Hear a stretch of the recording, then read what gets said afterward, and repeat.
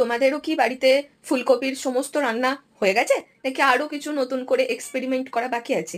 মানে আমাদের বাড়িতে প্রায় সপ্তাহে 7 দিনের মধ্যে 5 দিন ফুলকপি, আর প্রত্যেকটা রান্নায় মটরশুঁটি না দিলে তো হবেই না। মটরশুঁটি ইজ লাভ, মটরশুঁটি ইজ ইমোশন। আমি মাকে বলছি আমাকে মটরশুঁটি দিয়ে কচুরি করে দাও, সেটা দেবে না, কারণ এখন মটরশুঁটির অনেক দাম। সেগুলো শুধুমাত্র প্রত্যেকটা তরকারি আর সবজিকে নষ্ট করার জন্যই দেওয়া হচ্ছে। আর কমলা লেবু, তাকে নিয়ে তো কোনো কথাই হবে না। ভাত খাওয়ার আগে, ভাত খাওয়ার পরে, সকালে, দুপুরে, বিকেলে, সূর্য থাকতে থাকতে কয়টা কমলা লেবু খাওয়া হয়ে যায় সেটা আমাদের ধারণাই নেই। উল্টে আমাদের এইটা বলে কমলা লেবু খাওয়ানো হয়, এইটা খা, এটা বেশি মিষ্টি। আর আর আর শীতকালের সব থেকে মূল আকর্ষণ মূলো, যেটা আমাদের সবার এত প্রিয়, কি বলবো। তোমাদেরও যদি মূলো খেতে ভালো লাগে, এই ভিডিওটা তোমাদের জন্য নয়। তোমরা দেখো না, পারলে আমাকে 4-5টা গালাগালি দিয়ে দাও, তবু তোমরা এটা বলো না তোমাদের মূলো খেতে ভালো লাগে। আমি সহ্য করতে পারবো না ভাই। সিম সহ্য করা যায়, কিন্তু মূলো?